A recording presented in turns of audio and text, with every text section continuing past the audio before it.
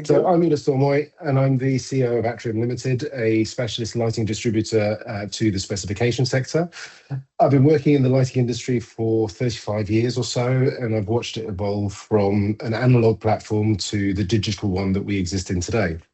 And over the last 5 years, I've been particularly interested in the relationship between light and life, starting with the concept that light today sits somewhere between technology and health and well-being. And this sort of last 5 years has been a sort of an absolute fascinating rabbit hole, learning about light and how light drives life, and that has led me to learning a little bit more about plant life as well. And really, the starting point here is that all life on Earth evolved under the full solar spectrum. Today, and I think we all probably recognise that we spend about 90% of our time indoors, and that's, let's say, European number, 93% if you're in the US, and maybe more if you're in the Middle East. And the evolution of convenience has driven us away from the natural world. We're arguably the most intelligent species on the planet. We've understood the concept of photosynthesis for about 250 years, but when it comes to the subject of light, maybe we've missed something, and that something could be pretty fundamental.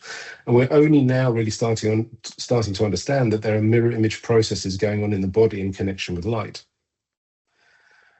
And so there is a circularity about life, and light definitely has its part to play. When we go to school, we get taught that we breathe in oxygen and we exhale carbon dioxide. Plants use carbon dioxide and release oxygen, but there's more. Plants also reflect infrared. Plants are nanostructures, and as such, they don't want to be superheated by the long wavelengths of light coming from the sun. They've developed a mechanism for reflecting infrared, and essentially that's a good thing because as it happens and as we're learning at the moment, we as humans need infrared light. We receive it directly from the sun, but we also receive it indirectly from plant life. And plants can only reflect infrared if they are exposed to it in the first place. And if we look at a section through our skin and we look at the wavelengths of light, we see that UV is essentially skin deep. And as the wavelengths get longer, they travel deeper into the body. Near infrared light travels the furthest and even travels through bones. So what's going on? Well, it's mitochondria. Mitochondria is what's going on. We hear about them from nutritionists and from sports scientists, and we're starting to hear about them in the context of light. So these tiny little things are the powerhouses of our cells. They are about 100 times smaller than the diameter of a human hair. They are membrane-bound cell organelles that generate most of the chemical energy needed to power the cell's biochemical reactions. They are intracellular symbionts that live within our cells. They are inherited. They predate animals and humans, and they are related to an ancient bacteria with their own DNA separate to our human DNA. So as humans, we're not pure beings. We are rather cohabited conglomerations. So as the red and infrared wavelengths enter our bodies, the photons stimulate our mitochondria, and this leads to ATP production. ATP is adenosine triphosphate, also referred to as the energy currency of life.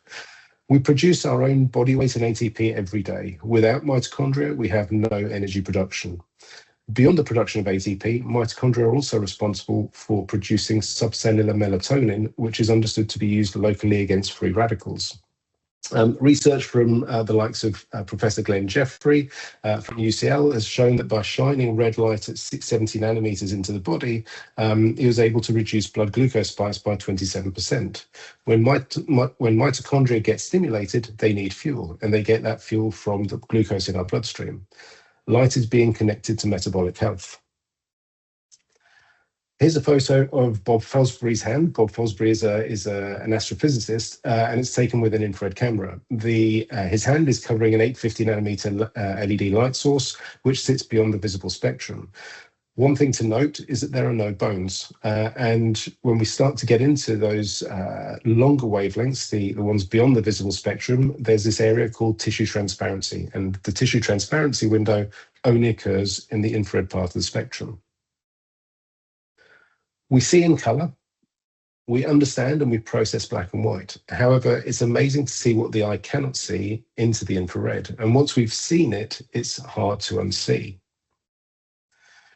This was quite a special photograph, again taken with an infrared camera, and it was entirely unexpected. The glazing in this building is normal glazing. It's not low E glass, and therefore it allows the infrared to come into the building. And we can see that as the plants on the windowsill are reflecting the infrared. The light that you see coming through the blackout curtain on the left-hand side is not visible light and is not visible to the human eye. It's infrared being reflected from the plants behind the curtain. We may not be able to see it, but it's incredibly powerful. Here's a photo that I took whilst out for a walk back in September, and shift that to the infrared spectrum, and we see the amount of infrared being reflected by nature.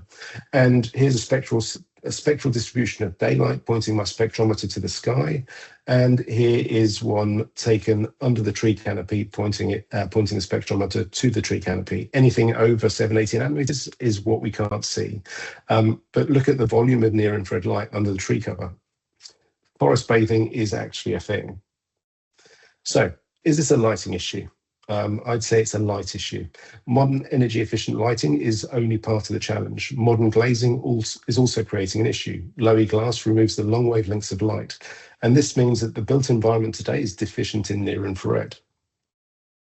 So how about buildings? Do we need low E glass on the north face of a building? Could we use standard glass and then strategically place trees and greenery outside to reflect infrared into the building, uninhibited by the glazing and without the heat gain? We have a very modern problem. We've become an indoor generation. Modern Homo sapiens has been on Earth for the last 300,000 years. We've shifted to spending more and more of our time indoors, and that really kicked off with the first industrial revolution. And this represents about 0.09% of our existence of modern Homo sapiens. Our modern indoor environments now contain only the visible parts of the spectrum. And Dr. David Perlmutter, a neurologist, came up with a statement, evolutionary environmental mismatch. From his perspective, it takes our physiology about 40,000 to 70,000 years to adapt. So physiologically, we're still hunter-gatherers, yet we're living in this digital age. The challenge is that we've chased convenience. We've processed things to the nth degree, driving us towards an ultra-processed, unnatural world. And in this context, I'm going to say I've had plenty of these in my lifetime. My experience is that if I've eaten fast food, after about half an hour, I'm hungry again. And for me, there is a simple reason. I've been fed, but I've not been nourished. I would argue that our indoor environments are not so different, at least not when it comes to the light environment. Our light sources have been processed and now potentially ultra-processed. For energy efficiency reasons, we've limited modern artificial light sources and our glazing systems to the visible spectrum. But we're understanding that we need more. And just as with food, we've processed light to the point where some of the vital bits have been taken out. We've reduced our understanding of light. We've forgotten how awesome it is. Today, we've reduced it to a visual aid, and the metrics we give light for humans are related to vision. The crazy thing is that when we give light to plants, we give them an energetic value, PPFD, or photosynthetic photon flux density. And why? Because we want the plant to be productive. The question is, don't we want humans to be productive as well? Should the metrics of light for humans move to energetic values? And why does this matter? Well, in April, the IMF published their World Economic Outlook report that showed that the world is shifting towards an aging population. As the world population continues to age, this suggests to me that we'll no doubt be working later in life. If we're going to be working later in life, then surely we'll need to maintain more youthful productivity levels. And the UK in particular is about to become a super age society in the next couple of years. Therefore, surely health and well-being become critical factors. And the challenge is not really a technological one, it's a legislative one. The technology exists for the industry, for the lighting industry, to better support health and well-being, in my opinion. Our hands are, however, tied by the ever-increasing energy efficiency targets. And in our industry, I think we know a lot about lighting. Sometimes I question how much we really know about light. I certainly question how much policymakers know about light. And then the last question is, how much should we know about light?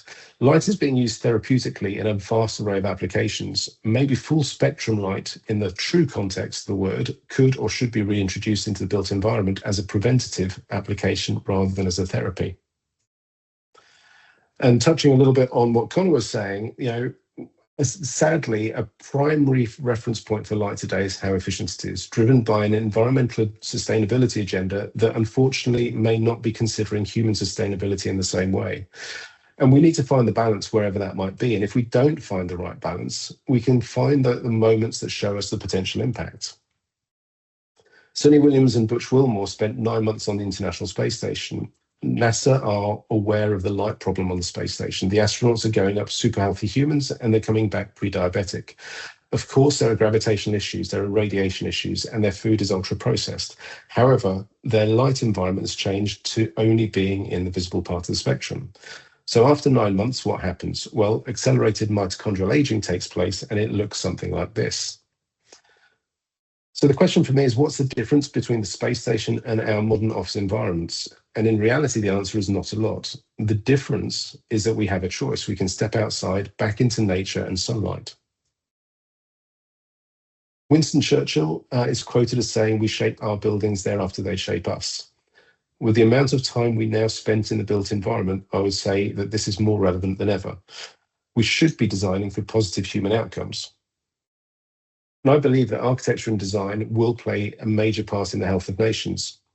Biophilic and salutogenic concepts should become the norm, and maybe this is not a nice to have, but a must have. And in the words of the great philosopher Yoda, luminous beings are we, not this crude matter. And I would say that light is not just for vision, it's for health and human sustainability. Thank you. That's my presentation.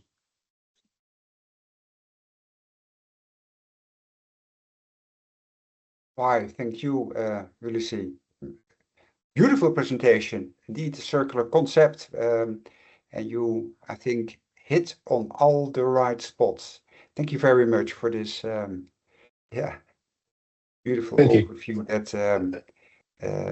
that again makes the urgency from what we all are doing. As a Good Light Group is part of it, of course, what we all are doing, why that is needed.